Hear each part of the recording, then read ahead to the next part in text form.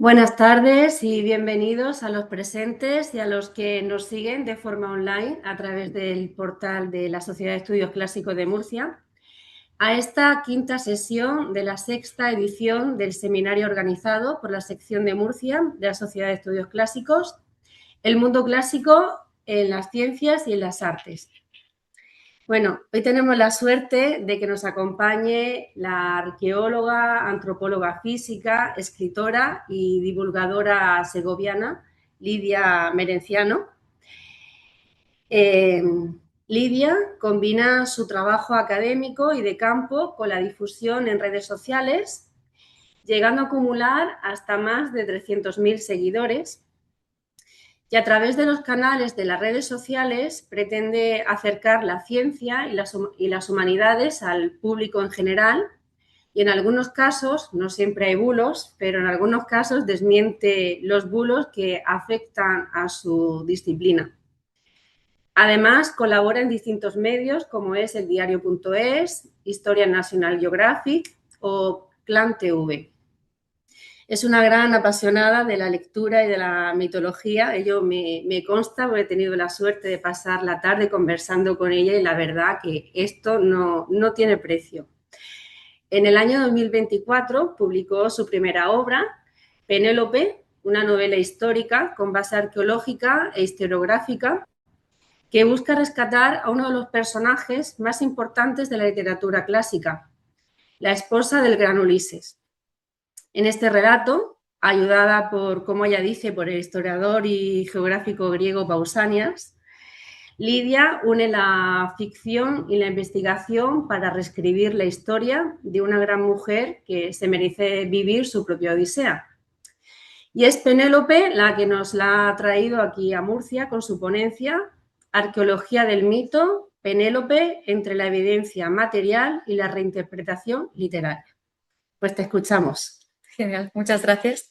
Voy a empezar a poner esto y la verdad es que me voy a poner de pie, así que yo lo siento mucho por la gente de casa. Voy a intentar que se me vea porque como necesito el portátil sobre todo para ir pasando diapositivas, Sí, póntelo allí en la sí, esquinita. va a ser un poco raro, pero bueno, lo siento mucho. Estás en tu casa. Vale. Hemos dicho que tiene que ser toda la pantalla, efectivamente.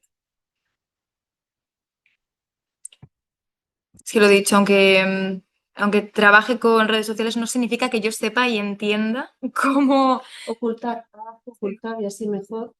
Sí, ya está. Listo. Perfecto. Perfecto. Si hay algún problema nos podéis gritar desde casa y os escucharemos. Pero bueno, muchísimas gracias por venir a todos. La verdad es que tenía muchas ganas de volver a Murcia, sobre todo porque la otra vez que vine traje la lluvia torrencial que inundó la biblioteca y me dijeron que era el único día del año que había llovido, entonces yo me sentí bastante... fue bastante terrorífico porque además fue muy gracioso porque, claro, yo vine una semana y justamente estaba hablando con una amiga de aquí, de hecho, de la Universidad de Murcia, y ella me dijo, cuando llueve en Murcia nadie sale de casa, de hecho cancelan las cosas, y yo dije, eso tiene que ser mentira, no puede ser verdad, yo soy de Segovia, aquí llueve todo el rato. Y no era cierto, pero no cancelaron la Feria del Libro de Murcia, que era en la calle, pero sí que cancelaron mi charla en la Biblioteca Regional porque se inundó. Entonces fue un poco dramático y tuve que venir un par de semanas más tarde, pero la verdad es que me gusta mucho, sobre todo porque me gusta también ver una imagen distinta de Murcia, que es que lamentablemente es una cosa que suele pasar mucho con las ciudades pequeñas. Yo soy de Segovia, la gente dice barrabasadas horribles sobre Segovia. Sobre Murcia dicen cosas mucho más feas de las que dicen de Segovia. Pero eso, muchísimas gracias por venir aquí, por escucharme y espero enseñaros, aunque sea algo de curiosidad. La verdad es que supongo que esta será una charla un poco distinta a las que habéis acostumbrado en este ciclo, sobre todo porque yo soy también un perfil un poco distinto a lo que se suele hacer. Entonces yo voy a hablaros un poco de arqueología, de literatura, de mitología, pero a través de lo que es la construcción de mi libro. Pero bueno, como Emilia ya me ha presentado, también voy a presentarme yo, porque así los que no me conocéis un poquito más, que creo que es importante saber cómo he llegado yo hasta aquí y por qué os estoy dando una charla, que no me extraña, o sea, es una pregunta bastante válida. Pero bueno, pues eso, mi nombre es Lidia Merenciano, la G es de García, me lo pregunta mucho la gente, pero cuando estaba en segundo de carrera, os digo, yo estudié arqueología en la Complutense, en segundo de carrera tuvimos una asignatura que se llamaba Arqueología Profesional. Y en esa asignatura nos dijeron que a la hora de firmar papers, si queríamos hacer investigación, debíamos buscarnos un nombre que se reconociese. Y L. García, tiene que haber cientos de millones de personas que se llamen así.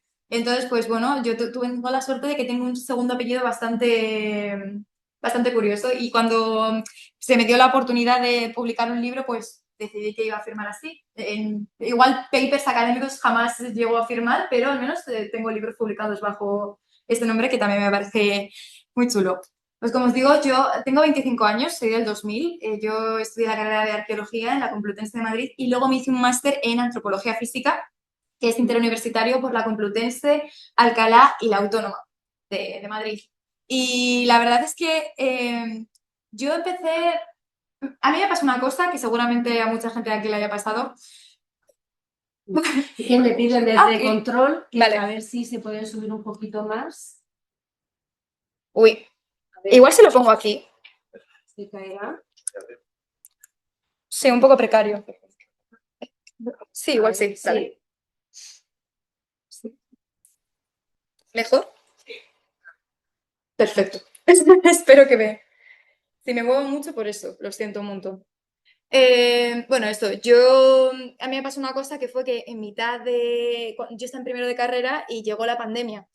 Entonces fue horrible. Fue horrible porque, claro, ya, aunque te estén gustando mucho la carrera, hay veces que estás estudiando algo y la carrera te puede amargar un poco la existencia, aunque sea la carrera de tus sueños. Y a mí me pasó eso, que yo de repente me encontré con que me tenía que despertar todos los días a las 8 de la mañana a poner a una persona hablando que probablemente yo, la verdad, a mí esto menos mal que hay gente, porque lo de hablar delante de un ordenador a mí me cuesta mucho, en plan, si no veo las caras de la gente además me parece un poco... Entonces, para mí lo de los docentes durante la pandemia me parece un trabajo increíble. ¿Qué pasa? Que yo, pues eso, yo perdí un poco estaba desinteresada por la arqueología, me interesaba como concepto, pero no tanto la carrera. Hasta que llegó un momento en el que pues está como absolutamente todo el mundo por redes sociales, en TikTok, alrededor de 2021, 2022, y de repente me encontré con un vídeo de una persona. Un vídeo de una persona que decía que cuando en 500 años descubran los arqueólogos tu cuerpo van a decir tal, tal y cual. ¿Qué pasa? Que a mí si hay una cosa que me gustan son los muertos, ¿vale? A mí me encantan los muertos. Entonces yo incluso ya esta vez estaba en segundo de carrera para este momento, yo ya dije, pero esto es mentira.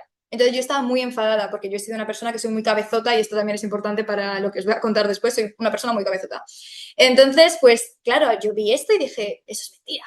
Entonces voy a hacer un vídeo y hice un vídeo desmintiendo a esta persona. ¿Qué pasa? Que yo en ese momento no pensé en que a la gente le iba a interesar realmente, simplemente hice un vídeo como lo que hacíamos todos en la pandemia. Yo creo que todo el mundo, aquí las personas que tengan menos de 30 años probablemente hayan hecho un vídeo para TikTok en algún momento, pero a la gente le gustó. Y fue curioso porque eso no me lo esperaba y poco a poco fui hablando más sobre arqueología en redes sociales y hubo un momento en que se hizo el boom de todo y que es cuando descubrí que, oye, igual la divulgación sí que le interesa a la gente, que fue cuando empecé a hablar, además me acuerdo de dos momentos exactos. El primero cuando hablé sobre la tumba de Cleopatra, que es prácticamente por lo que todo el mundo... Hay gente que me grita por la calle diciéndome, tú eres la de la tumba de Cleopatra. Nadie sabe cómo me llamo, soy la chica que habla de la tumba de Cleopatra. Y otro, que además es un caso muy curioso dentro del mundo de la arqueología, que fue cuando se descubrió la mano de Irulegui, que se hablaba, bueno, que se era proto-euskera, una cosa bastante interesante y bastante controversial en el mundo académico, pero estos fueron como los dos puntos de inflexión en los que yo empecé a hablar de arqueología en redes sociales y a la gente le interesó. Y así seguí. Y bueno, ahora normalmente aquí en una charla normal me tendría a hablar 10 minutos sobre la novela. Aquí os voy a hablar una hora sobre ella, así que vamos a pasar de esto.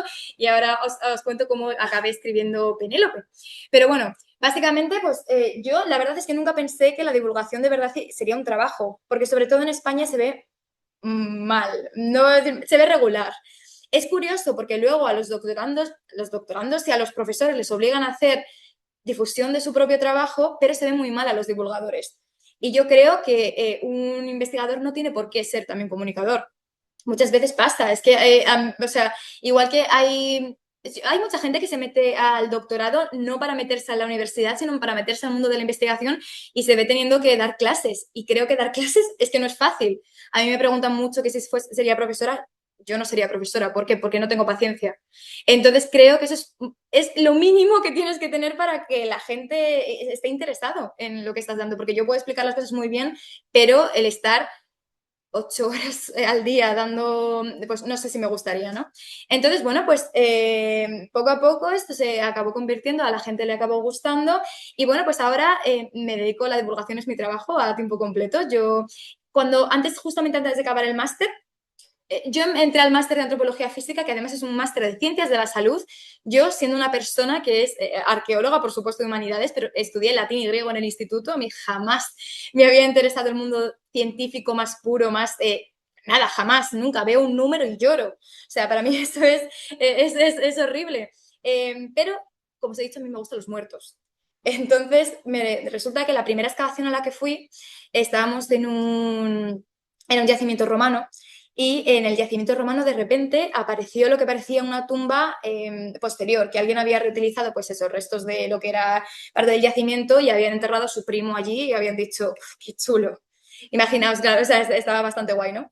Entonces, claro, yo en ese momento dije, ¿y no podemos abrirlo? ¿No podemos verlo? Y me dijeron, no, no, es que hay que esperar a que vengan los antropólogos porque realmente un arqueólogo puede desenterrar cuerpos, no suele haber mucho problema, pero sí que es cierto que el que tiene que firmar los informes es un antropólogo. Entonces, pues yo en ese momento lo único que escuché fue, si quieres trabajar con muertos tienes que hacer antropología. Y hasta ahí se me quedó y al final acabé haciendo antropología física. Pero eso, yo justo antes de acabar el máster todavía no había acabado los exámenes ni había acabado el TFM y no lo acabé hasta septiembre, que suele pasar también. Yo me cogieron en una empresa de arqueología y estuve trabajando en lo que se conoce como arqueología profesional, que es pues básicamente arqueología urbana, pero yo estaba en el laboratorio, entonces, bueno, yo estaba rodeada de muchos sílex, toneladas de sílex, y nada, pero poco a poco y casi sin darme cuenta, resulta que acabé, pues eso, haciendo mi trabajo, dejando el trabajo en la empresa de arqueología y dedicándome pues a hablar sobre arqueología en Internet. Y no solamente en Internet, yo sola en mi casa, sino que también pues tengo mi propia sección, como ha dicho, desmintiendo bulos arqueológicos con el diario.es, que es una sección que a mí me encanta, pero al mismo tiempo me horroriza. ¿Por qué? Porque tú, sobre todo, no sé si sabéis cuál es el público objetivo del diario.es y cuál es el público que se mete a comentar el diario.es, pero el diario.es es un medio que es de izquierdas, entonces pues cualquier cosa que salga de ahí hay cierta parte de la población que está bastante enfadada. Entonces da igual lo que digas. Tú, si yo una vez salí en las noticias por decir que Julio César no había sido el primer emperador de Roma y no había sido emperador de Roma jamás. Algo que puedes buscar en Wikipedia, que no es que tengas que ser filólogo clásico ni tienes que ser arqueólogo para... No, no, pues tenía tanta gente enfadada que salía en las noticias. Ese es el nivel de lo que molesta decir la verdad o cambiar un poco la perspectiva que hay. Entonces, bueno, luego, pues eso, soy colaboradora en Historia National Geographic. Yo todas las semanas hago 2 artículos y 2 vídeos. Tengo secciones de vídeo, una de curiosidades arqueológicas, que hemos cubierto todas las tumbas que se me ocurrían y ahora pues estoy con cosas curiosas de personajes. Creo que para el vídeo de mañana voy a hablar sobre la hermana de Cleopatra. Veremos a ver cómo se gestiona eso. Y luego también tengo noticias arqueológicas, que es básicamente lo que suelo hacer en mi cuenta, pero también lo hago para National Geographic. Y en lo que son artículos hablo, eso es un para la semana, y suelo hablar de arqueología de España. Y eso me hace mucha ilusión porque me parece muy guay y creo que es muy importante darle voz a los investigadores de España, porque hay algo que sale por ejemplo, mira, en Écija, en Sevilla, acaba de salir un mosaico impresionante. Bueno, pues si ese mosaico hubiese salido en Nápoles, tendríamos cubierto todos los medios internacionales hablando de ello. Pero como ha sucedido en una ciudad pequeña en España, no se va a hablar lo suficiente. Y son ese tipo de cosas lo que me parece importante como persona que tiene un altavoz poder hablar de ello, porque efectivamente todo el mundo va a hablar del último descubrimiento que se ha hecho en Grecia, porque es Grecia y porque interesa, pero al final si nosotros no entendemos lo que hay a 5 minutos de nuestra casa, estamos fastidiados. Entonces, bueno, Y también trabajo para Clan TV, que es una cosa que además estábamos hablando antes que me hace mucha ilusión porque creo que lo más importante es empezar a hablar con los niños desde el principio. Si los niños tienen miedo a decir que les gusta la historia y la arqueología, no vamos a tener ni historiadores, ni humanistas en general, ni nadie que se dedique a las humanidades. Ya las humanidades están fatal. O sea, y creo que aquí es un buen momento para decirlo y creo que todo el mundo puede sentirse representado. Las humanidades normalmente la gente te mira con cara de horror. Yo me acuerdo de decirle a mi profesora de matemáticas cuando ya llevaba 3 o 4 años de carrera, porque, bueno, yo soy de Segovia, somos 4 personas, ¿vale? Coincidimos todos con todos todo el rato. Entonces, pues yo me acuerdo de hablar con mi profesora de matemáticas del instituto y que me dijese, bueno, ¿y qué estás estudiando? Yo le dije, arqueología. Y me dijo, ¿y de qué vas a trabajar? Pero así, ¿eh? O sea, ni pestañeó cuando me lo dijo. Yo, bueno, pues ya está. O sea, por eso, o sea, existe ese primer pensamiento cuando a alguien le dices que vas a estudiar humanidades, claro, se horroriza. Entonces, bueno, yo creo que es muy importante enseñarles a los niños que no tienen que tener miedo. Yo he visto un montón de programas, un montón de gente que hace ciencia para niños, pero ciencias, claro, experimentos para niños y matemáticas para niños, pero nadie hace historia para niños. Entonces, a mí cuando me dieron la oportunidad de hacer esto me pareció impresionante. Así que yo, la verdad, súper contenta. Y luego con la UNIR, con la Universidad de La Rioja, es la Universidad de Internet de La Rioja, estoy haciendo ya se ha anunciado, han sacado un nuevo máster de arqueología online que va a empezar el curso que viene y yo me he encargado de hacer una asignatura, arqueología de la muerte.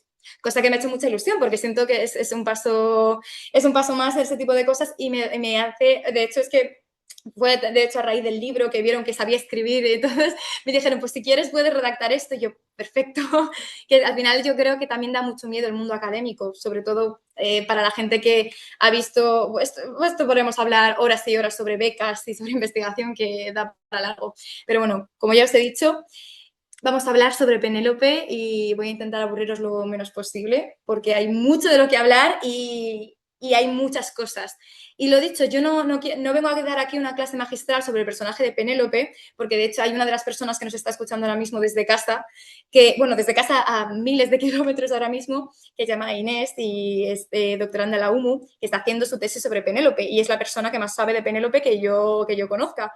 Y hablamos mucho sobre este personaje y hablamos mucho sobre todo. Entonces, ella va a saber siempre muchísimo más que yo, pero me gusta mucho también comparar su perspectiva con la mía, porque ella lo hace desde un punto de vista muy de clásicas y yo lo hago desde un punto de vista más literario, arqueológico. Es muy bonito. Yo creo que también lo que haya muchas disciplinas convergentes, es que al final es eso, si es que la interdisciplinaridad es lo mejor. Pero bueno, ¿cómo nace la novela? ¿Cómo nace Penélope? Pues la verdad es que con mucha suerte tuve, porque yo siempre que hablo del mundo editorial digo que es un mundo bastante hostil, es muy complicado. No sé si alguno de vosotros habéis querido publicar alguna vez una novela o tenéis el sueño de publicar una novela, un libro, no lo sé, pero es una cosa que es bastante compleja realmente. Es verdad que ahora parece que todo el mundo publica libros, pero al mismo tiempo parece que nadie puede publicar un libro, porque es complicado, ¿no? Pues yo tuve la suerte de que un verano estaba trabajando en la biblioteca del pueblo de al lado del mío, cosas que hace la gente para comer y tal, mientras está en la universidad. Y pues nada, pues escribí un microrelato que era un relato histórico, arqueológico sobre un balneario que había en mi pueblo. Yo soy de un pueblo muy pequeño de Segovia, somos menos de 500 habitantes, es un pueblo muy pequeño. Pues tenemos un balneario que ya no queda nada, queda una fuente solamente, de hecho se llama Fuente Salá, que, que fue muy famoso hace un par de siglos. Y pues yo quise rescatarlo porque me parecía muy interesante la historia. Yo había crecido y esto me parece muy importante para lo que os voy a contar luego, yo he crecido escuchando historias a mi madre, a mi abuela, a todo el mundo hablando sobre Fuente Salá, sobre que había, es una fuente que la gente coge el agua y se la echa a las heridas y se cura. Y hay una razón por ello, efectivamente, son aguas que no sé si es que tienen alta carga de sulfuro, no tengo muy claro químicamente, eso sí que ya estoy perdido del todo, pero efectivamente es un agua que ayuda a desinfectar y que está bastante bien, que huele a huevo podrido, que es una cosa que pasa en muchos sitios. Pues a mí esto me pareció muy interesante porque las leyendas, la mitología, vamos, la base de absolutamente todo. y ya te digo, si para nosotros, y parece que cuando pensamos en mitología pensamos en eso, griegos, romanos, mundo nórdico, cuando realmente todo está muy unido y hay que escuchar más en los pueblos, hay que estar más centrado en la tradición porque nos estamos perdiendo cosas increíbles. Pues nada, yo escribí esto y esto le llegó a una editora de Penguin Random House que leyó esto porque yo lo publiqué en un periódico, le gustó y me preguntó que si había pensado alguna vez en escribir una novela. Y yo dije que sí, por supuesto. Yo he sido una niña muy friki, que le ha gustado siempre mucho escribir. He tenido, además, bueno, tengo libros escritos que están en carpetas que jamás verán a la luz. O sea, a mí cada vez que me preguntan, ¿no tienes algo escrito? Prefiero escribir algo desde cero, nadie puede ver esto, me daría muchísima vergüenza. Pero a mí siempre me ha gustado escribir.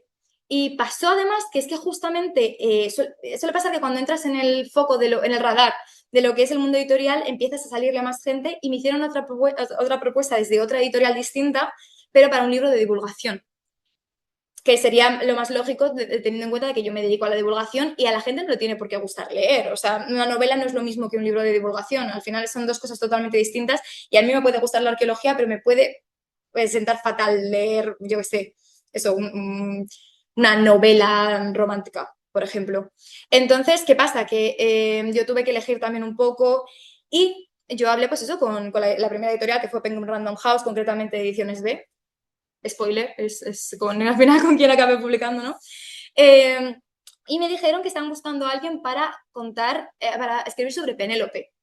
¿Qué pasa? Que a mí me dijeron que lo que habían pensado era contar una historia que fuese Penélope durante esos 20 años que está esperando a que Odiseo regrese. Esos 20 años en los que está sola en Ítaca, pues cuidando de su hijo, manejando los hilos literalmente de la isla. ¿Y qué pasa? Que es que eso ya se ha hecho muchas veces. Tanto que tenemos a una persona haciendo una tesis al respecto de las reinterpretaciones de Penélope a lo largo de la historia, ¿no? Se ha hecho muchas veces y a mí eso no me hizo mucha gracia porque dije, es que no quiero hacer lo mismo que hace todo el mundo porque de hecho hay gente que lo va a hacer muchísimo mejor que yo. Tenemos a grandes maestras de la literatura actual que han escrito sobre Penélope y sobre la espera de Penélope. Intentar competir contra eso es tirarte piedras contra tu propio tejado. Entonces yo dije que no, o sea, dije, estaba desmotivada por eso, porque no pensaba que eso fuese la historia que yo quería contar, entonces estuve a punto de decir que no. ¿Qué pasa? Os he dicho al principio que soy muy cabezota. Entonces ahí es donde empezó a salir la cabezonería de mí y empecé o eso, ¿qué pasó de los 20 años? Entonces empecé a indagar y como bien ha dicho Emilia, di con una cita de Pausanias. Pero ¿quién es Pausanias exactamente, vale? Pausanias es un geógrafo, historiador, peregrino, es literalmente el peregrino más famoso de la historia, que vivió en el siglo II. Es esto ya eran romanos, no tenía nada que ver con la Grecia clásica. Bueno, pues a Pausanias le tenemos que dar gracias por muchas cosas. Y una de ellas es por mantener vivo lo que es el legado griego, porque él solo decidió que se iba a hacer una descripción. De hecho, su obra más famosa se llama La descripción de Grecia, porque se fue a hacer un recorrido por toda Grecia, describiendo uno a uno cada punto para intentar eso, amarrarlo todo muy bien. Y gracias a él, bueno, tenemos un montón de cosas, porque Pausanias escribió y habló todo lo que quiso y más. Entonces, ¿qué pasa? Yo me encontré con una cita que hablaba sobre que en Mantinea, que es una ciudad que está en mitad del Peloponeso, estaba la tumba de Penélope. Decía los habitantes que allí estaba la tumba de Penélope. Y a mí esto me parece muy curioso porque Mantinea está lejísimos de Ítaca. Entonces, claro, a mí me pareció muy interesante esta perspectiva. Dije, ¿y cómo ha llegado allí? O sea, ¿por qué? Entonces, pues seguí leyendo lo que estaba contando Pausanias y bueno, Pausanias eso contaba que la gente de allí, porque él preguntó mucho a los locales. No, es que eso lo digo, es importante porque tú puedes estudiar a un lugar desde fuera, es igual que irte de vacaciones a Canarias y no hablar con alguien que realmente sepa dónde tienes que ir y qué tienes que hacer y simplemente irte a ver playas. ¿Sabes? Es que es literalmente eso, Pausanias, pues se quiso empapar de la historia de la gente. Y la gente contaba que, bueno, pues no sé si conocéis la historia de la Odisea, esto es una cosa que me gusta mucho también del libro, la oportunidad de poder hacer una versión simplificada y que no tuviese que leerlo solamente gente que supiese de lo que va la Odisea, porque todos creemos que todo el mundo conoce la Odisea. Y no es cierto, no es verdad. Bueno, el otro día estuve en un instituto y un niño me dijo que si lo había escuchado en un capítulo de La que se avecina o algo así. En plan, y yo, ¿cómo es? O sea, ¿cómo tu primera referencia sobre la Odisea es un capítulo de La que se avecina? Pues bueno, pues está muy bien, al menos ha conocido algo de la Odisea. Pero justo, pues yo tengo una amiga que cuando se leyó Penélope me dijo, ¿esto? Esto es igual que un capítulo de Los Simpson, porque efectivamente veo caras de efectivamente. Y me hizo mucha gracia, pero bueno, que al final si esto te sirve como fuente y como manera de descubrirlo, me parece genial. Porque lo dicho, no podemos pensar que todo el mundo sabe de todo porque no es cierto. Entonces, bueno, pues esta gente lo que contaba es que cuando Ulises Odiseo, voy a utilizar el nombre de Ulises porque es el que decidí yo utilizar para mi libro, principalmente porque me sonaba bien, ¿vale? O sea, me sonaba mucho mejor. Odiseo es un nombre complejo. Y además, muchas de las perspectivas que yo hago en mi libro vienen de la tradición latina y no de la tradición griega, que también me parece muy interesante lo de juntar ambos mundos, porque al final los romanos metieron mucho la mano en las ideas que tenemos ahora sobre los griegos también, que es lo que suele pasar.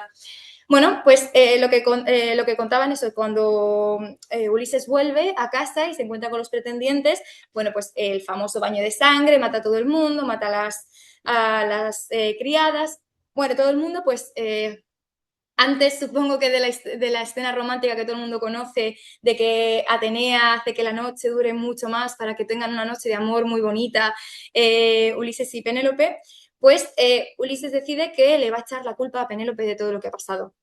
Que dice que por su culpa han venido todos los pretendientes y pues, que se vaya. Y de hecho la echa para que se vaya a Esparta con su padre. Y a mí esta visión, o sea, esto es básicamente lo que dice, es como una cita súper corta, me pareció muy bonito.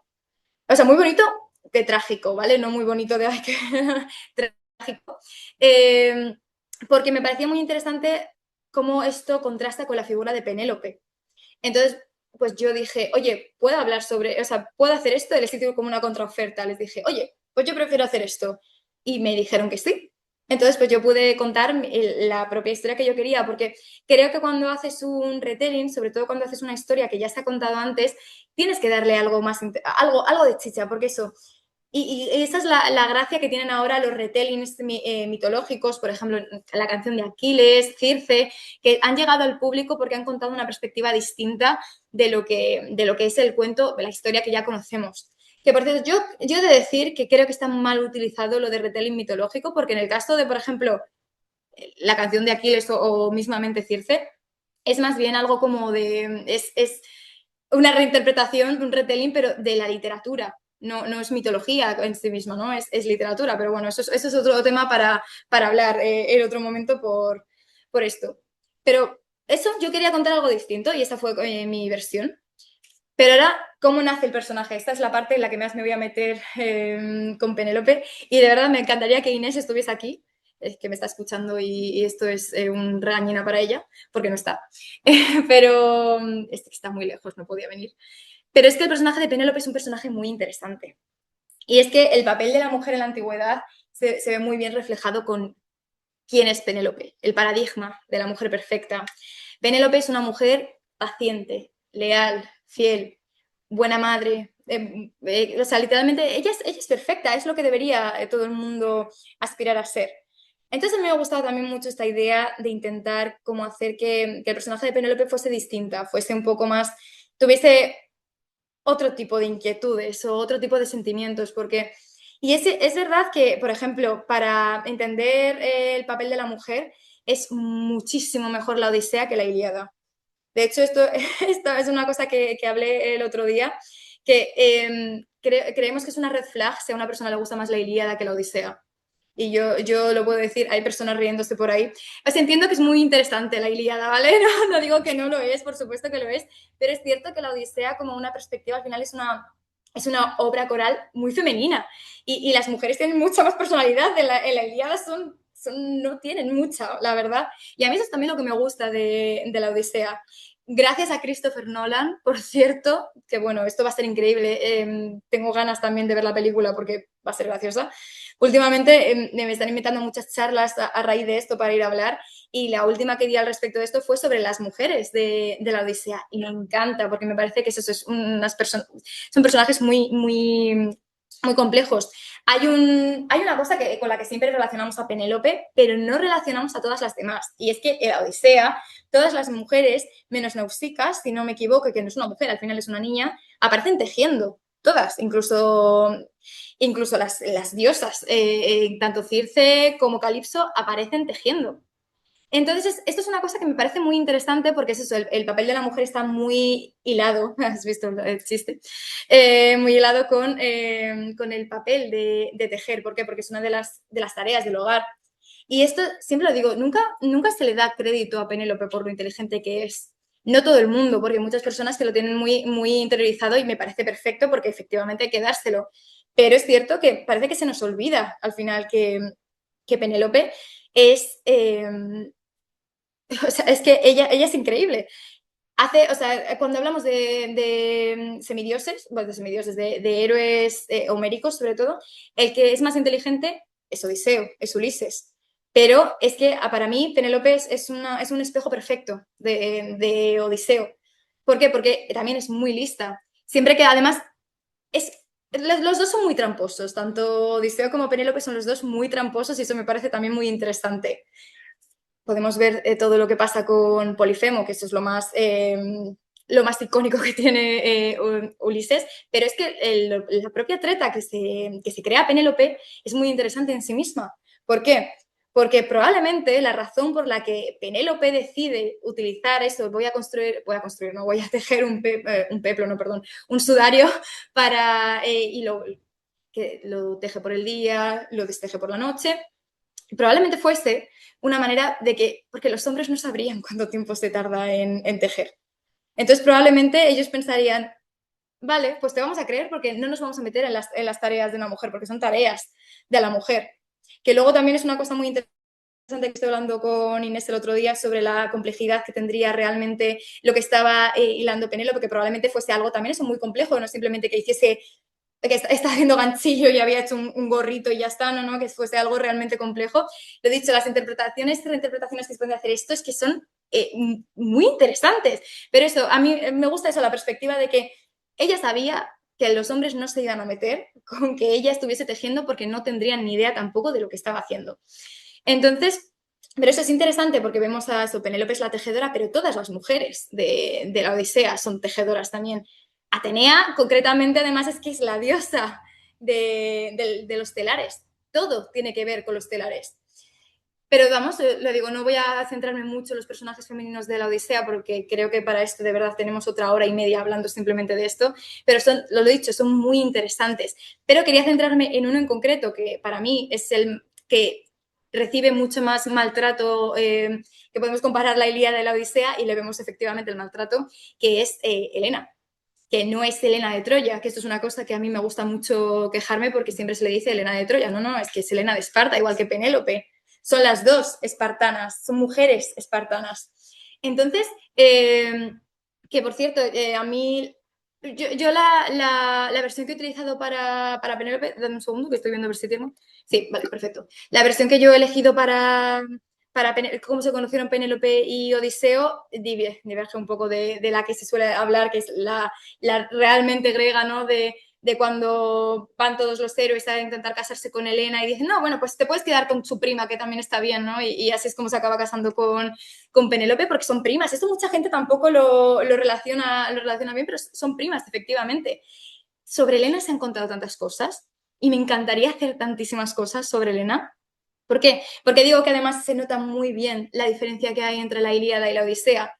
En la Ilíada, Helena es casi un personaje, es un títere, ¿no? Es un bien para un fin.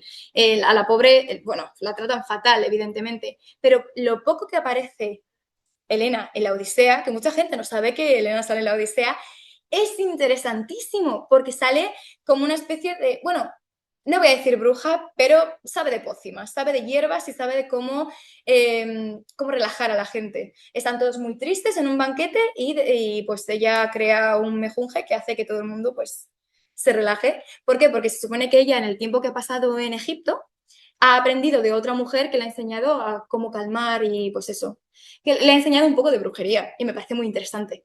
O sea, creo, o sea, simplemente con eso ya le da un trasfondo bastante más interesante que la Ilíada. Que luego de la Ilíada podemos sacar un montón de cosas, lo sé, pero claro, ya son cosas como ya tienes que rascar bastante al respecto, pero simplemente con eso la Odisea a mí me parece muy interesante. Cuando yo estaba construyendo mi Penélope, lo dicho, yo tenía como muchas opciones de qué podía hacer, porque lo bueno de la mitología y la literatura, y como yo podía hacer lo que quisiese, y es que lo más importante a mí me parece, que ya veréis que luego me voy a desmentir a mí misma, porque lo dicho, soy cabezota, me parece que una novela tiene que ser eso, una novela es una obra de ficción que está hecha para entretener, no está hecha para enseñar a nadie. ¿Por qué? Porque para eso están los manuales, para eso están los libros de ensayo y para eso están las clases universitarias. ¿Creo que los escritores tienen un deber de justificar las cosas? No, pero, por ejemplo, yo en mi libro tengo una nota de autora en la que digo las cosas que me he inventado y las cosas que no. Porque yo, sinceramente, como arqueóloga, creo que la gente se merece saber qué cosas yo me he inventado y qué cosas son reales. Pero, es decir, no creo y nadie debería tener que leer un libro, yo que sé, de Santiago Posteguillo esperando que sea realista con lo que es la historia. Porque una cosa no tiene que ver con la otra, ¿no? Dicho esto, y ya veréis cómo me voy a desmentir en un poco, yo la historia que elegí para Penélope es la que me parecía más interesante porque sentaba unas bases bastante tensas del principio de su historia con Ulises. Y es que a mí me gustaba la versión en la que, bueno, Ulises se encuentra a Penélope porque la está atacando un monstruo, la salva de dicho monstruo, entonces decide pues, que se quieren casar. Entonces cuando se lo dice a su padre, pues le reta a una carrera y en esta carrera Ulises hace trampas, porque es un tramposo, es muy listo, pero es un tramposo. Y es una escena muy bonita en la que Penélope se tapa la cara con un velo y es una representación de que efectivamente se va a ir con él. A mí me parece muy bonita esa historia, mejor que la de el segundo plato de Elena, como no me voy con ella, pues me voy con tu prima, ¿sabes? No, me gusta mucho porque eso da como un poco de carácter también a Penélope de decir, oye, voy a elegir esto, pero también es súper trágico porque tenemos que tener en cuenta cuántos años tendría Penélope y cuántos años tendría Ulises en ese momento. Que estoy segura de que mucha gente considera que la historia de Ulises y Penélope es una historia súper romántica y lo entiendo perfectamente. Yo no soy de esas. Esto también es una cosa que me... ¿Por qué? Por eso, porque cuando se conocieron probablemente Penélope tendría 13, 14 años y el 25, fácilmente. Es que esto es una cosa bastante fuerte. Cuando yo estaba hablando con los niños del instituto que os he dicho, para que entendiesen, porque eran de primero de bachillerato, y en primero de bachillerato yo creo que te sientes como muy mayor para, en plan, dices, un chaval de 20 años, qué guapo, no sé qué. No, les dije, pues imagínate si es como si yo saliese con alguien de primero de la ESO. Y todos hicieron, claro, entonces así es que es eso, es bastante que no sería algo raro en la antigüedad y menos con familias nobles que se tienen que casar los unos con los otros para mantener, pero a mí me gustaba también eso, hablar de esto. ¿Por qué? Porque no, estamos hablando de que Penélope estaría, pues eso, 20 años, más de 20 años alejada de su casa y que cuando vuelve se encuentra con un hombre, con un señor, porque bueno, aparte de que Atenea le vuelve como un mendigo feo, no deja de ser un señor cuando vuelve, un señor que de hace 20 años que no sabe de nada, que la última vez que le vio le dejó a ella, con 15 años, un bebé y a cargo de su reino. Pues imaginaos que de repente llega ese señor de vuelta a vuestra casa y os dice, no, vete, ya sé que no te has casado con nadie, ya sé que lo has hecho todo bien, pero que estén estos hombres aquí es culpa tuya. A mí, o sea, me parecía bastante trágico esa historia. Por eso digo que a mí me gustaba contar esa versión porque le daba como todo, eran como capas para que fuese más dramática. Que al final son recursos narrativos, pero eso todos venidos de la tradición clásica. Pero bueno, ¿por qué además he dicho eso, que Penélope es muy interesante que sea de Esparta? Porque no sé si sabéis un poco algo de los espartanos. Pues lo que sabe todo el mundo de los espartanos normalmente es eso, que son un pueblo guerrero. Son, vamos, cuando piensas en las polis griegas, yo creo que la gente piensa atenienses que son muy listos, y los espartanos que son muy malos, en plan muy, muy guerreros. Pues tienen una cosa en Esparta, que es la agoge, que es básicamente la educación espartana, que les creaban todos para ser una fuerza militar. O sea, es que de eso iba. Es muy interesante. Tenéis que leer a Licurgo, es muy interesante. A mí me gustó mucho cuando me mandaron a leerlo en la carrera, me gustó muchísimo. Pero bueno, aparte de, hacían cosas tan increíbles como, yo que sé, mandar a niños de 13, 14 años matar a esclavos, cosas que hacían los espartanos, ¿no? Pero tenía una cosa muy interesante que destaca en comparación con el resto de polis griegas, que es muy machista, pero al mismo tiempo me parece interesante porque, visto lo visto, está bastante, es bastante, pues eso, le da algo de chicha. Es que ellos creían que una mujer fuerte e inteligente daba hijos fuertes e inteligentes. Entonces, las educaban en cierta manera, para nada igual que a los hombres, por supuesto, esto no pasó en ninguna polis griega, pero ahí está. Es algo distinto, ¿no? Entonces, a mí me parecía muy interesante meterlo porque, por supuesto, que esto es completamente anacrónico. Estamos hablando de la edad del bronce, pues agogué, pues no mucha, ¿no? Pero es verdad que me gustaba como sacar esto de la idea de Penélope como mujer espartana, como una persona que, pues efectivamente, sería cabezota y estaría preparada para hacer ciertas cosas, porque no deja de ser la hija de un hombre poderoso a la que se le esperaría que hiciese ciertas cosas, pero por eso mismo no podía ser simplemente una princesa en apuros y esperar a que alguien la salvase. Eso no me parecía como que fuese justo para ella, ¿no? Entonces, estos son el tipo de cosas y pinceladas que cogí para intentar reconstruir el personaje de Penélope.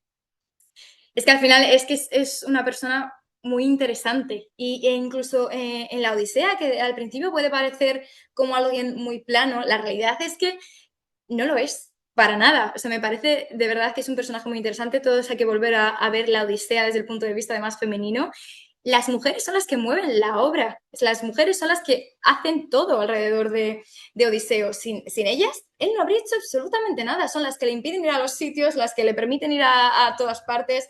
Y bueno, y ya, vamos, si hablamos las diferencias sobre Calipso y Circe, me perdéis. O sea, me encanta, me parece muy interesante, porque me hace mucha gracia que siempre se le ponga a Circe como la mala, cuando yo creo que la mala es Calipso. O sea, además es que es muy mala Calipso y es bastante más cabrona que Circe. Entonces me hace mucha gracia porque eso se la relaciona con la brujería, entonces eso es mala, pero en la Odisea, Circe está muy tranquila. Cuando se quiere ir Odiseo, no tiene ningún problema, transforma de vuelta a sus amigos y le dice dónde tiene que ir. Le ayuda con lo de las sirenas y todo, que es que podía haber dicho, pues mira, pues te ahogas, no quieres estar conmigo, pues te ahogas y ya está. Calipso no, o sea, Calipso le tiene que venir Hermes a decirle, oye, por favor, que es que lleva aquí mucho tiempo, tiene que hacer algo, ¿no? Pero bueno, lo he dicho, otra historia para otro momento, me parece muy interesante cómo están representadas las mujeres. La cuestión homérica, es que es un tema también peleagudo. No vamos a hablar aquí de cuántos homeros existen, ni de cuántos homeros eran, cuántos niños debajo de una gabardina, pero es una cosa bastante interesante. Hay una película de Jennifer López, que no me acuerdo cuál es, ni la me voy a acordar, en el que dice que alguien se ha encontrado en un mercadillo una primera edición de la Odisea. Graciosísimo, si me preguntáis. Me gusta la idea de pensar que alguien tiene un libro del siglo VIII que ha aparecido en Estados Unidos. Bueno, pues ya está, ¿no? Pero sí, sí. La cuestión homérica. Bueno, de Homero, ¿qué podemos decir? Muchísimas cosas. Y como me han dicho, hay una persona aquí que seguramente sepa mucho más de. Bueno, y hay muchas personas aquí que saben mucho más que yo al respecto. Pero no, eso. Homero es un aedo. De hecho, pues eso sería como una especie de trovador, de cuentacuentos en la antigua Grecia. Al final tienes que pensar que la tradición de la Ilíada y la Odisea son tradiciones orales. Y lo que ha llegado a nosotros ha sido alguien que ha recogido esa tradición oral y pues lo ha dejado escrito. Y esa persona habría sido Homero. ¿Qué pasa? Bueno, hay un montón de teorías, que si Homero podría haber sido también una mujer porque sabe describir cosas muy concretas de la vida femenina. Como os he dicho, el tema de los telares, cuando se menciona los telares, la gente ya dice que tiene que haber mujeres de por medio. Cosas muy interesantes que a mí me encantaría en otra vida haber estudiado filología clásica para poder determinar, porque la verdad que me parece muy interesante. Pero bueno, pues eso. En mi libro hay tres tipos de capítulos, ¿vale? Por una parte están los capítulos de pasado que Penélope narra en primera persona, porque son su perspectiva de la historia. Luego están en los que están narrados en tercera persona, que son el propio viaje, la Odisea de Penélope, y luego hay capítulos muy cortos que son mitos. ¿Por qué? Porque me parecía muy interesante, no solamente para que el lector que no supiese nada entendiese el contexto en el que está viendo, hablo de la guerra de Troya, hablo de incluso de Heracles, o sea, hablo de personajes importantes dentro de lo que es el mundo griego.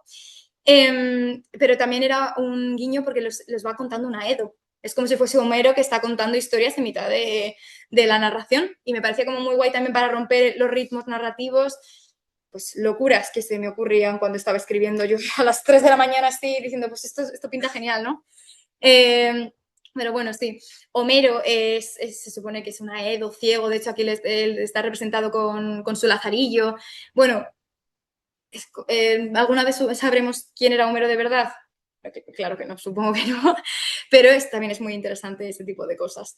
Vale, ¿qué pasa con Homero? Porque esto es muy interesante y gracias a mis amigos de Despertaferro, que si no les conocéis y os gusta el mundo de la arqueología, son buenísimos, hacen cosas impresionantes. Homero, si tiene una cosa, algo que podemos escribir a Homero es anacrónico, ¿vale? Porque hay, y como digo, yo lo veo todo desde el punto de vista de la arqueología, porque soy arqueóloga, supongo que si fuese eso, filóloga, pues lo vería desde el punto de vista de la lingüística. Me encantaría, de verdad que me encantaría, pero bueno, la cabra tira para el monte, así que yo voy por la arqueología. Y es que es muy interesante porque, claro, Homero habría vivido en la Edad del Hierro, ¿vale? Pero los eventos que están narrando de la guerra de Troya son Edad del Bronce. Entonces, pues hay eso, hay un anacronismo, porque, por ejemplo, él está describiendo cosas que son, en plan, armas, y las está describiendo como todas de bronce. En el momento en el que Homero viviese, las armas no serían de bronce, serían de hierro y serían bastante más dignas de lo que podría ser. Pero él utiliza el adjetivo broncinio, bueno, que es todo de bronce constantemente. ¿Por qué? Porque es su manera de hacernos volver a un pasado que para él ya sería pasado, imagínate para nosotros. Pero es su manera, además es que los héroes homéricos son héroes muy dorados, ¿por qué? Porque claro, visten de bronce. Entonces cuando de repente veis en la Odisea que la gente va vestida de pseudo guerrero medieval, a mí me molesta mucho la Odisea de Nolan, la verdad, porque lo que mola los trajes de guerra micénicos, ¿por qué no podéis hacer esto? O sea, a mí me encantaría, o sea, estaría muy chulo, ¿no? Porque es más ridículo con ese casco, me da igual, pero sería súper chulo de repente, yo que sé, ver a Tom Holland vestido como... Estaría bastante gracioso, ¿no? Pero esto, estamos hablando de eso, que es algo súper anacrónico. De hecho, Homero, o sea, los Homeros, Homero, eh, hace cosas que no están bien. O sea, él está intentando eso, hablar con... Él es el primer escritor de novela histórica del que existe, prácticamente. Entonces, pero se equivoca en algunas cosas. Por ejemplo, en la Ilíada utilizan carros simplemente para llegar hasta el lugar de la guerra, pero no lo vuelven a utilizar nunca más. Y sabemos que en ese momento, además, los carros serían utilizados como parte, o sea, se harían verdaderas batidas militares que tuviesen que tener, vamos, que se utilizasen con los carros. Hace cosas que son un poco raras. ¿Pero por qué? Por eso, porque es anacrónico en sí mismo. Y esto es muy interesante al final, porque desde un punto de vista arqueológico, las armas que vemos, de hecho, no serían tampoco enteras de bronce, tendrían partes de cuero o de cosas similares, porque no tienes por qué hacerlo todo con bronce, que una cosa sea de bronce no significa que sea solo de bronce, tiene más cosas. Pero Homero no, Homero lo describe solamente todo de bronce, son personas muy broncíneas y muy marrones. Pues lo he dicho, porque es eso, hay un cambio. Y desde un punto de vista arqueológico es muy interesante comparar lo que se encuentra en las excavaciones con lo que va describiendo él. Entonces se puede hacer incluso eso, que esto es una cosa que yo hice en arqueología de Grecia y en la carrera y me gustó mucho, por lo dicho, porque es que desde aquí podremos sacar cosas y cosas y descripciones. ¿Dónde están las cítacas? ¿Habéis leído? ¿Sabéis cuál es el problema? El poema de Ítaca de Cavafis. Qué buen poema. Yo abro el libro con este poema porque justo lo descubrí el mes que me propusieron hacer el libro.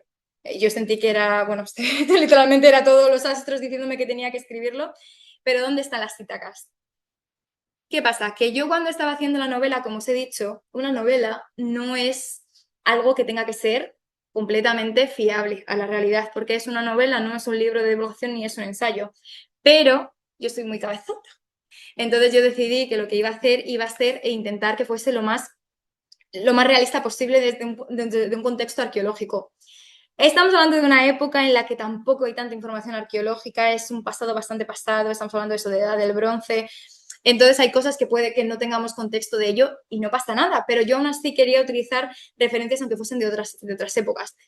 Y el primer problema en el que me encontré fue que la Ítaca que ahora se llama Ítaca, igual no es la Ítaca mitológica, al menos la Ítaca homérica.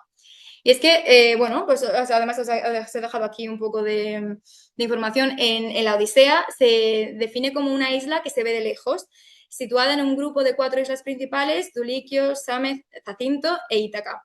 Y Ulises afirma que Ítaca es la más alejada hacia el poniente, mientras que las otras miran hacia el sol naciente. Es descrita como una isla abrupta y rocosa, no apta para la cría de caballos por la ausencia de praderas y llanuras. Y bueno, pues el monte Nérito, tal. A pesar de su aridez, se menciona como que produce trigo y vino y tiene buenos pastos para cabras y bueyes. Este tipo de referencias yo las utilicé para que en mi libro, según la ciudad en la que iba pasando, que se viese lo que cultivaban y con lo que comerciaban, porque me parecía muy interesante verlo desde un punto de vista arqueológico. Porque igual se te queda algo, igual piensas, sí, pues en Zacinto pues veían no sé qué, no sé cuántos. Y aunque sea algo que igual se te olvida para siempre, igual en algún momento dices, ostras, yo sabía sobre esto y me parece como muy guay que mientras estabas entreteniendo hayas aprendido algo. A mí me encanta este tipo de libros. Eso es la descripción que tenemos de la Odisea, ¿no? Entonces, bueno, pues os lo digo, ahí está lo que sería la Izaki de actual. Itaki. Pero la isla esa, la que conocemos ahora como Ítaca, presenta discrepancias, ¿no? Porque es la más pequeña del grupo, formada por 2 masas montañosas unidas por un estrecho y efectivamente es muy accidentada y carece de llanuras y coincide con la descripción de Telémaco sobre la falta de pistas para carros. Si yo odio un personaje de la Odisea es Telémaco. Me parece un personaje y por eso no voy a hablar mucho de él porque me molesta. En general su presencia me molesta. Pero me parece muy interesante. Y resulta, bueno, hay una cantidad de gente que se pelearía por saber, o sea, hay un montón de hipótesis al respecto de cuál es la Ítaca verdadera. Tenemos que saber eso. A principios del siglo XX y del XIX yo creo que la gente, que si hay algo por lo que se describe la ciencia, lo que se puede decir es por las peleas. O sea, yo creo que todo el mundo tenía sus hipótesis, ahora también, ¿no? Pero ahora es guerra por a ver quién publica antes. Antes, pues la gente se juntaba en salones y se gritaba entre ellos. Pero bueno, eso ahora, pues mira, por ejemplo, hay gente que cree que es la actual Leucas, hay otros que creen que es Cefalonia, pueden ser muchas, lo dicho, no... Hay personas que dedican vidas enteras para intentar estudiar dónde está la Ítaca real y intentar, porque esto es una cosa que se ha hecho mucho, ¿vale? El intentar relacionar el pasado mitológico con la actualidad. ¿Por qué? Porque el mundo grecolatino es la base de lo que somos, es la base del mundo occidental, es imposible negar eso. Todo lo que somos y lo que haremos va a ser siempre, tiene mucho que ver con los griegos y con los romanos. Y esto es así. Aunque muchas personas quieran decir que son vikingos, no sois vikingos, chicos, no lo sois. Primero porque ser vikingo no es una identidad, es un trabajo. Y a no ser que os vayáis a hacer el vikingo por ahí y a saquear pueblos, no sois vikingos, simplemente tenéis el pelo largo y dilatas. La realidad es que nuestra personalidad está basada en el mundo grecolatino. Pero esto lo vemos a nosotros ahora eso como algo muy pasado, pero la realidad es que todas las sociedades de la historia, las sociedades en plan, importantes occidentales, casi todas han querido meterse con, pues somos nuestros antepasados los romanos, somos los nuevos romanos. Suele pasar mucho con los fascismos, que están muy obsesionados con el mundo romano. Todos los fascismos del siglo XX eran como la vuelta al imperio, la vuelta a lo que somos, a la antigüedad blanca, ¿no? Pero esto ya pasaba en la antigüedad, como os he dicho, Pausanias desde el siglo II, o sea, para él ya esto le pillaba lejos. Estamos hablando por ejemplo, el siglo V, el siglo de Pericles, de antes de nuestra era, le pillaba lejos ya a Pausanias, pues imaginaos, ¿no? Entonces, él creía, y esto es totalmente cierto, que la mitología y ahora lo podemos hablar sobre las leyendas, el folclore, incluso la religión católica, todo siempre se entremezcla mucho porque nosotros estamos hechos de historias. Entonces, contar historias es muy importante. ¿Por qué? Porque ahí ves cómo quiere la gente describirse a sí misma. Porque las historias que se cuentan en los pueblos no son historias que alguien haya dicho, vamos a, no sé, vamos a dejarnos mal, ¿no? Así puedes ver la manera en la que ve el mundo. Entonces, la gente, por ejemplo, cuando contaba en Mantinea al respecto sobre la tumba de Penélope, ellos querían tener una parte de esa historia. Y por eso es lo que hacía Pausanias y por eso preguntaba tanto. Creo que conocéis a este hombre, Slimman. Es el mayor patrocinador de la dinamita, probablemente arqueológica. Él estaba obsesionado con la Ilíada. Se supone que llevaba la Ilíada a todas partes, completamente. Por eso digo que la gente que le gusta más la Ilíada que la Odisea está un poco, ¿no? Pero bueno, él estaba completamente convencido de que iba a encontrar Troya. Y lo consiguió, que es lo gracioso, que consiguió encontrar Troya. Y esta no es la primera vez segura que alguien haya intentado buscar ese tipo de cosas, pero es que la arqueología, la mitología está todo muy unido. Entonces, cuando hablamos de mitos, siento que lo vemos como historias eso, muy pasadas, muy que no tienen nada que ver con nosotros, pero siempre hemos estado obsesionados con la idea de justificarnos a nosotros mismos y justificar lo que estamos viendo. Entonces, bueno, sí, Slimani hizo cosas terroríficas. Voy a intentar llegar a los niveles más antiguos, así que vamos a quitar todo esto y vamos a liarnos a petardazos, porque así lo hacemos todo mucho más fácil. Y la cantidad de cosas y de información que se habrá perdido por culpa de esta persona, menos mal que ahora la arqueología tiene una metodología y que ahora no está permitido dinamitar cosas, al menos en España. Y seguramente haya en países en los que no les importa utilizar. Pero bueno, si vais a algunos yacimientos, seguramente que acabáis encontrando marcas de la retroexcavadora que está llevado por delante un muro entero. Son cosas que pasan, lamentablemente, pero porque tampoco podemos seguir siempre despacito. Pero bueno, si evitamos la dinamita, mucho mejor, la verdad. Lo dicho, la gente ha buscado también dónde está la Ítaca, de verdad, la Ítaca arqueológica. Y aunque mucha gente ha utilizado las descripciones, la parte más literaria, hay mucha gente que ha utilizado lo que es la arqueología. Y hay un lugar que se conoce como la Escuela de Homero, hay un templo dedicado a Odiseo, y esto se ha descubierto hace relativamente poco, una inscripción que pone el nombre de Odiseo, tanto en genitivo como en dativo, porque sería, pues eso, sería una ofrenda votiva que habrían ido pues, los peregrinos o la gente que hubiese ido a este templo dedicado a Odiseo a darle, pues eso, a rezar por él o lo que fuese.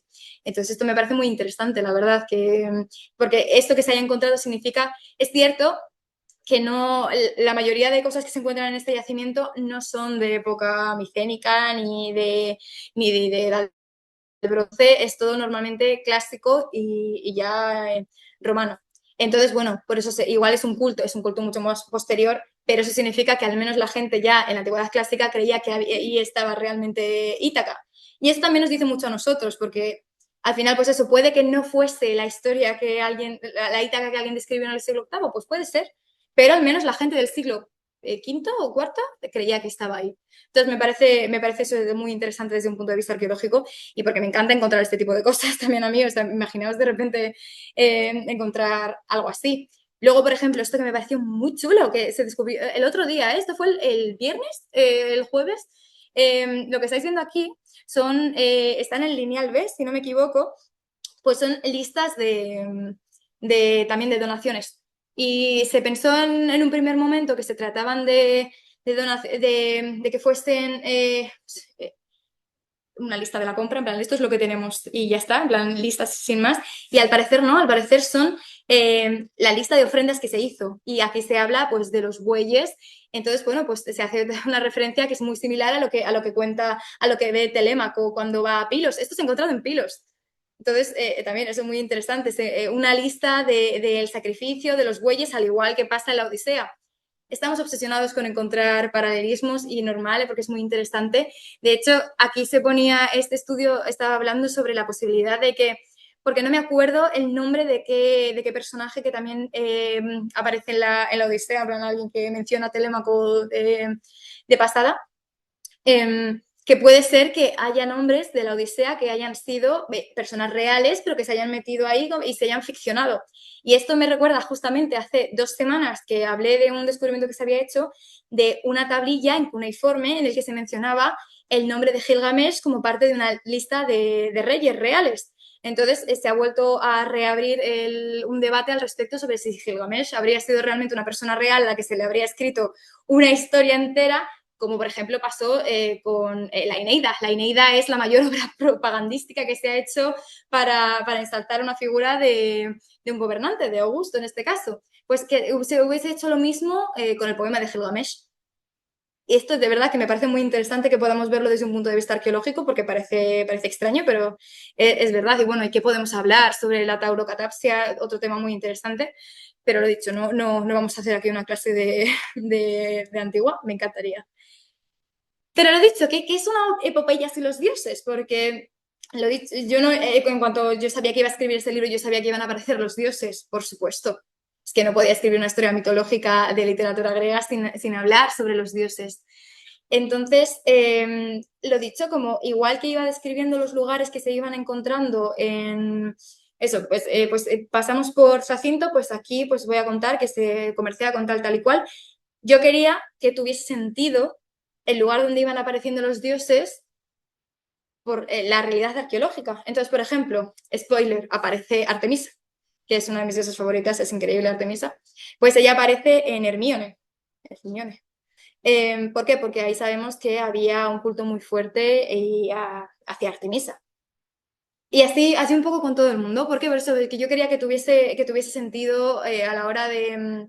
Y esto me complicó muchísimo a la hora de crear el viaje que hacía Penélope. ¿Por qué? Porque tenía que calcular cómo se iba de un sitio a otro andando. Además es que eso, claro, sería muy difícil porque no podemos saber exactamente cuándo tardaría una persona porque han cambiado mucho la geografía actual y claro, no es lo mismo irte en autopista con tu coche que a patita o en un barco. Claro, se tardarían cosas. Entonces, bueno, yo tenía que encontrar sitios que estuviesen relativamente cerca los unos de los otros porque en mi libro, en la novela, van buscando cosas, ¿vale? Entonces, pues tenía que meter esas cosas en un mapa que tuviese sentido y que conectase con puntos en los que los dioses que yo quería que saliesen podrían llegar a salir. Eso fue un dolor de cabeza, ¿vale? O sea, podía habérmelo inventado, podría haber sido mucho más sencillo para todo el mundo si yo hubiese dicho, pues yo qué sé, Hécate aparece en la punta de esta montaña porque me da la gana. Habría sido increíble, pero bueno, me gustó complicarme. Pero lo dicho, eso, quería yo buscar si hay en este lado, o sea, por ejemplo, spoiler también, van al inframundo, pero la persona que les enseña cómo llegar al inframundo es, por supuesto, Hermes, que es una de las pocas personas que podría entrar y salir del inframundo sin que le pasase nada. Ese tipo de cosas, ese tipo de guiños, que os lo he dicho, que es una cosa que igual una persona que lee el libro, pues no siempre, pues genial, pero una persona que sepa un poco de historia clásica sí que puede detectar.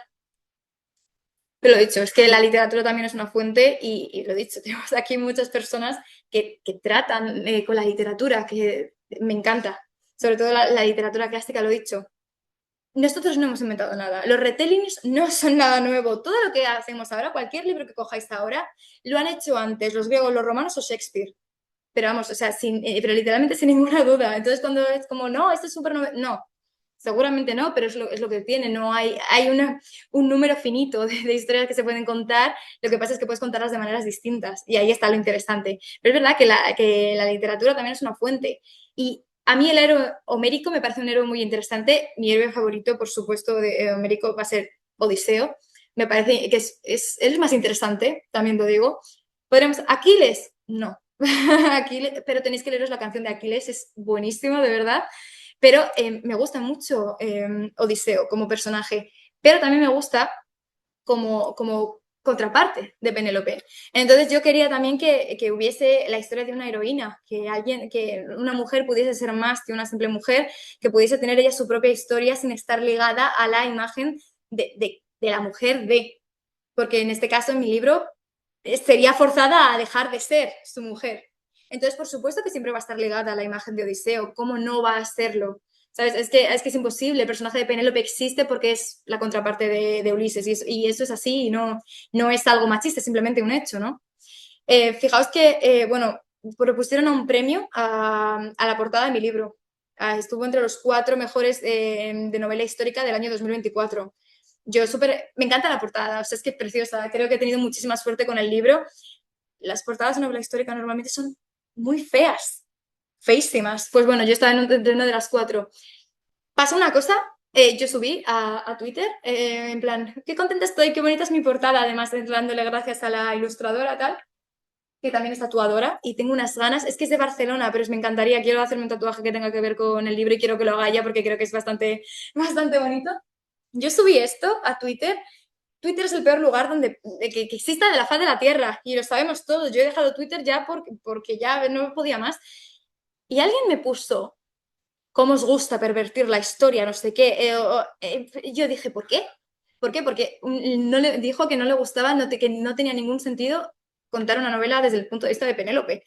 ¿Por qué no? O sea, me parece muy fuerte. O sea, ¿por qué no? O sea, además es que me parece de verdad un personaje muy interesante incluso en la Odisea. Es que como si quisiese hacer un personaje desde el punto de vista de, de la matrona de Ulises. O sea, es que no tendrías que decir absolutamente nada, nada al respecto. Es ese tipo de cosas y por eso también normalmente los retellings tienen que ver desde un punto de vista femenino. O en el caso de la canción de Aquiles, desde el punto de una pareja homosexual. Porque son ese tipo de historias que parece que no se pueden contar cuando estaban mucho más claras, al parecer, en el siglo VIII que en 2026. Y me parece muy fuerte, la verdad. Como esa película de Hollywood en la que Aquiles y Patroclo son primos. Pues, pues bueno, pues no sé, cosas. En fin. Pero eso, yo al final lo que quería dar es mi propia perspectiva de Penélope. Lo he dicho, tiene muchos paralelismos con la propia historia de la Odisea. Se encuentra con personas que se encuentra también Odiseo. De hecho, se va enterando de las cosas que va haciendo Odiseo mientras va haciendo su propio viaje, porque no le ha dado tiempo. O sea, literalmente ha sido como, hola, he matado a todo el mundo, te vas de mi casa, adiós. Entonces, pues también me gusta eso porque, claro, ¿cuánta gracia creéis que le haría saber que estaba acostándose con la mitad del Mediterráneo y parte del Egeo? Pues no lo sé. Mientras ella literalmente estaba esperando, pues no lo sé. Hay una parte que, bueno, a mí lo de la telegonía me parece horrible. No sé si sabéis ese punto de la historia que me parece fascinante, que esto fue también una cosa que me preguntaron si quería meter, que, bueno, Circe y Odiseo tienen un hijo, ¿vale? Que se llama Telégono, ¿verdad? Pues llega, mata a su padre, se casa con Penélope y luego Telémaco, el hijo de Penélope y Ulises, se casa con Circe. Yo no quería saber absolutamente nada de eso. Me parecía completamente demencial. Es una es un culebrón, ahí se queda pero bueno, pero no no entendía yo que funcionase muy bien con mi historia, pero lo dicho es que son cosas muy interesantes. Pero esto, no os voy a dar mucho más la lata. Muchísimas gracias por escucharme y espero que os haya gustado y no sé, al menos os haya dado curiosidad con algo.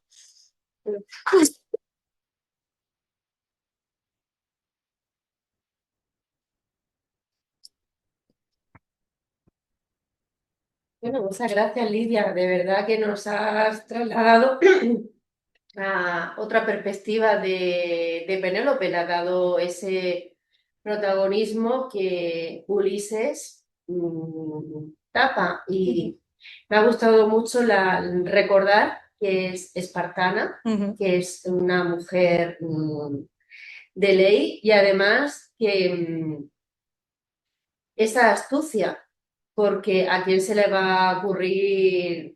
Tenemos como el personaje astuto por excelencia es Ulises, pero no nos olvidemos que la idea que tuvo Penélope es total, bastante mejor que la gran aplaudida escena de Nadie con Polifemo. Pero muchísimo mejor, sobre todo teniendo en cuenta que tendría un grupo de hombres forzándola para casarse con alguien, que es que ella estaba fallando en su papel como mujer, como reina o sea, ella no podría reinar sola, tendría que casarse con alguien, que también eso es muy interesante porque a mí el personaje de Arete me encanta, o sea, ella es la mujer del rey de los feacios, pero ella es la que lleva realmente la voz cantante en el palacio, pero eso lo puede hacer porque está casada con un hombre, eso Penélope ella sola no lo podría hacer.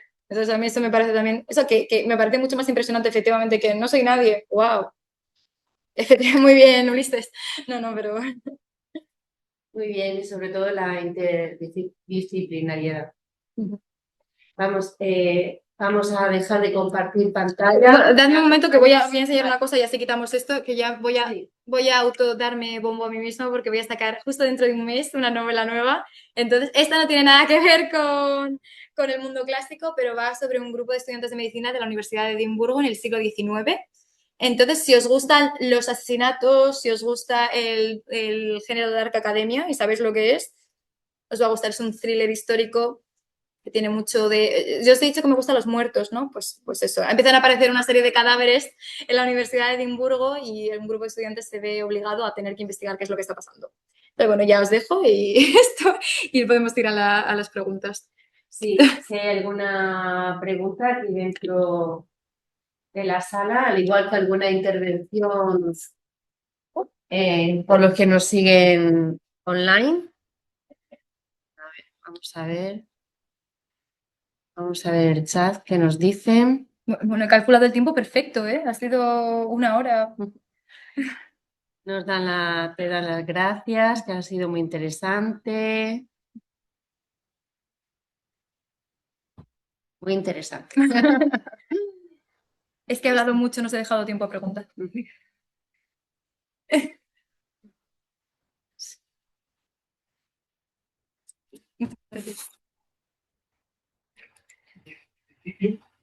mi intervención, pensaba preguntarte cómo te ha surgido la idea del tema de poder, pero ya has explicado ya tú.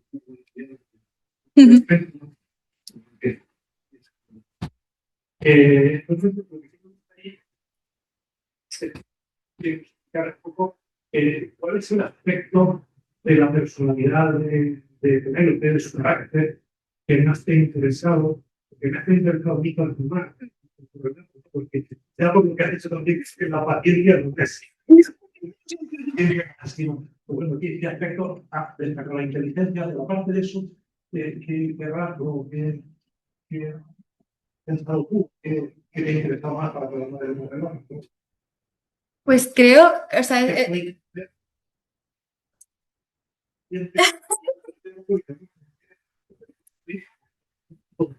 nada, vamos, ningún problema, vamos. No te preocupes que hay gente de mi familia que todavía no se la ha leído y ya voy por la segunda, entonces tampoco me lo tomo como algo personal, ¿no?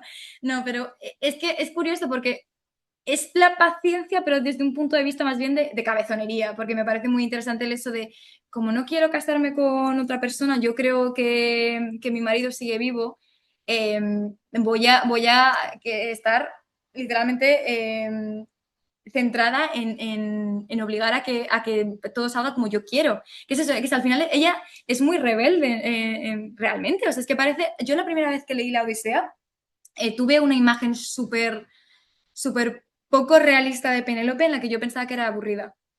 Y, o sea, me parece curioso y me parece también muy interesante luego de haber vuelto, porque claro, yo leí la Odisea muchísimas veces cuando estaba escribiendo el libro, porque tenía que, es lo que toca, ¿no? Entonces yo me di cuenta de muchas cosas que no había percibido, lo de los detalles, el tema de las propias mujeres, que cada una tiene una personalidad distinta. Incluso eso, Circe y Calipso, que parecen como dos personajes que son iguales, no lo son, tienen personalidades totalmente distintas. Hay mujeres mayores, hay mujeres ancianas, hay de todo, pero de Penélope eso yo simplemente pensaba que era una mujer pues que lo único que hacía era llorar. Y cuando es todo lo contrario, o sea, Penélope podría haber estado enfadada, la trata mal su hijo, le tratan mal todo el palacio de Ítaca. Creo que es una persona que está muy bien de la cabeza para todo lo que ha tenido que soportar. Entonces, creo que se hace la tonta incluso en algunas ocasiones. Y eso también me gusta, el poder ser lo suficientemente pícara como para decir, pues si la gente cree que soy tonta, voy a dejar que piensen que soy tonta. Pero es que de hecho me parece un personaje bastante complejo y bastante interesante. Y agradezco el haber podido dar esa nueva visión a mí misma. Porque ya es eso, si lo puedo dar a otra persona, pues genial, pero que yo haber podido tener una versión distinta de Penélope en mi cabeza que la primera vez que la leí, que seguramente a mucha gente le haya pasado. O sea, además es que hay un dato que me hace mucha gracia, que no recuerdo más o menos, pero creo que la persona que más llora es la Odisea, es Ulises, de hecho. Y ese dato a mí me encanta, porque al final rompe un poco los cánones que tenemos actualmente con la idea de lo que debería ser un hombre fuerte y lo que hace. Me parece muy guay. O sea, creo que Penélope es que es un personaje increíble. O sea, a mí cuando a mí Inés me dijo que estaba haciendo una tesis sobre Penélope, dije, ostras, o sea, es que, madre mía, me parece muy interesante que se pueda hacer un trabajo como es una tesis sobre solamente un personaje y es que le daría para 4 tesis si quisiese. No sé, me parece bastante guay. Yo te quería preguntar una cosa, me ha encantado lo que has contado y Muchas lo gracias. pero me llama la atención, tu héroe es Odiseo, la idea de Odiseo es el no, el regreso, volver al hogar, y sin embargo llega al hogar y despide lo que es el hogar. Sí. Me imagino, no lo he leído, me imagino que tengo una explicación, pero me choca, ¿no? Esa reacción de Odiseo. Sí, o sea, a mí también, mucho. Que es interesante saber qué ha hecho, cómo Odiseo cambia toda su perspectiva al llegar a casa. O sea, es que a mí, por eso, por ejemplo, yo creo que en muchas partes de la Odisea, eh, Ulises quiere volver a casa, pero a casa como concepto, efectivamente, ni siquiera quiere volver con su mujer, él quiere volver a casa. Hay veces que incluso se le olvida de pensar en ella. Por eso a mí tampoco me parece una relación tan romántica, porque igual cuando se estaba despidiendo de Circe o de Calipso tampoco estaba pensando mucho en Penélope. Hay veces que sí, pero por lo general, pues sin más, ¿no?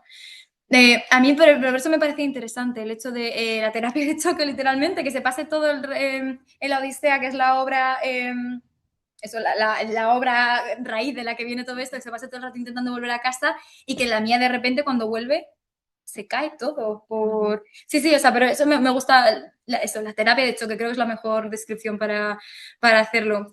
Es verdad que mi Odiseo es un poco malo.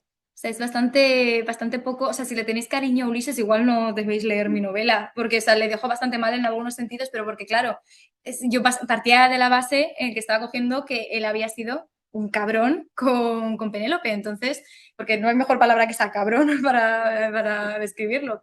Entonces, sí. Me gusta también la idea de romper también un poco con los cánones, que no todos los personajes tienen que tener un rasgo de personalidad y ya está. Pueden ser buenos y malos. El mayor ejemplo es Heracles. Heracles es horrible. Es una persona terrorífica. Y le conocemos, es muy valiente. Sí, pero ¿por qué empieza a hacer los trabajos? Igual hay que pensar en ello, claro. Entonces, eso. También, bueno, hay una cosa cuando hablamos también del tema del marketing, del libro, tal, me dijeron que tenía que tener cuidado con decir la venganza de Penélope. Pero a mí me parecía muy chulo decir que era la venganza de Penélope, porque los conceptos de justicia y venganza a veces también se desdibujan un poco y eso me parece muy guay. No sé, o sea, realmente es una tarea distinta. Mira, Inés quiere hablar. Sí, ha levantado por aquí la mano. Inés. Hola, buenas.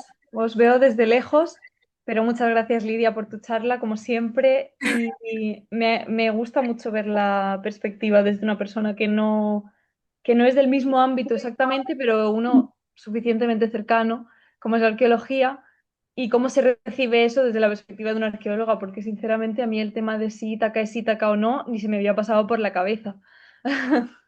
Pero Son cosas que son de formación profesional. sí, no, claro, a mí me pasa lo mismo, pero al revés. Claro. Eh, bueno, has dicho muchas cosas que, por supuesto, y algunas no estoy de acuerdo, como hemos hablado muchas veces con el tema de la historia del amor, por así decirlo. Pero te quería preguntar sobre todo por una cosa del libro que en realidad hemos hablado un poco, pero me parece súper interesante como para que hables de ella y es de tu Penélope rubia. Es que Sí, claro, no hemos lo he hablado mencionado. muchas veces que quizá es una cosa mía, pero a lo mejor alguien más puede dar fe, que yo siempre me imagino a Penélope Morena. No sé por qué, pero quizá como pienso que es en oposición a Helena, que siempre o casi siempre es rubia por comparación. Y me llama mucho la atención que tu Penélope sea rubia desde el principio y simplemente que te quería preguntar un poco que hablaras un poquito de eso, porque me parece una edición o sea, una elección de estilo muy llamativa.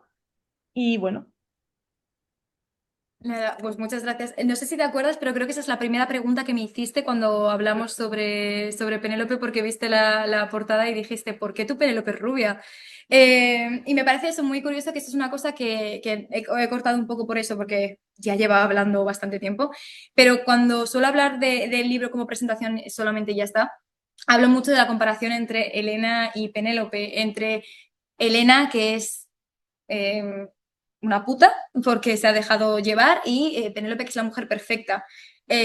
Además es que esto es una cosa desde la antigüedad que los cabellos dorados se han visto como, mira, Aquiles es literalmente Barbie, es perfecto, es rubio, eso se ve muy bien desde su perspectiva, la perspectiva masculina, pero la perspectiva femenina no. Entonces, me gustaba también un poco la idea de que mi Penélope rebelde fuese también lo contrario a lo que se suele pensar normalmente. Por eso, porque normalmente vemos como que Elena y Penélope son dos cosas distintas cuando realmente no tiene por qué. Las dos pueden ser igual de malas, igual de buenas, eso da exactamente igual. Pero sí, o sea, me parece, además es que normalmente tengo una diapositiva cuando hago la presentación que es de una canción que a Inés también le gusta mucho, que es una canción de Macy Peters que se llama History of Men, que tiene una frase buenísima que dice, los hombres empiezan la guerra, pero Troya odia a Helena. Es una frase buenísima, porque es cierta además, y es algo que es verdad, o sea, el personaje de Elena ha sido muy maltratado, tanto que efectivamente la gente no sabe, por ejemplo, lo de eso, lo que os he contado que pasa en la Odisea.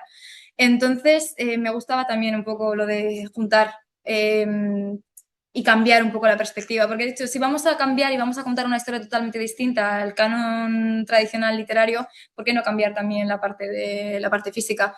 Pero sí, es que es verdad, o sea, ahora también, o sea, cuando vemos una serie, ahora igual ya no tanto, pero en los 2000 todas las malas eran rubias y todas las chicas buenas eran morenas con gafas.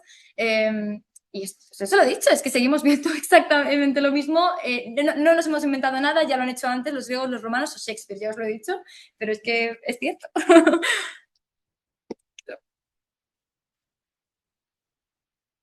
¿Alguna pregunta más? Y por aquí, vamos a ver. Nos dicen. Gracias. Muy bien, pues si no tenemos ningún comentario más, de nuevo, muchas gracias Lidia por acompañarnos esta tarde con Penélope. Y ya, pues, ya os emplazo al próximo jueves, donde nos acompañará el profesor titular de Filología Griega de Granada, Alberto Quiroga Puertas, con la ponencia Cómo hablar bien de ti mismo y que no te critiquen en el intento. La periatología en la literatura clásica. Muy interesante. Bueno, pues muchas gracias. Adiós.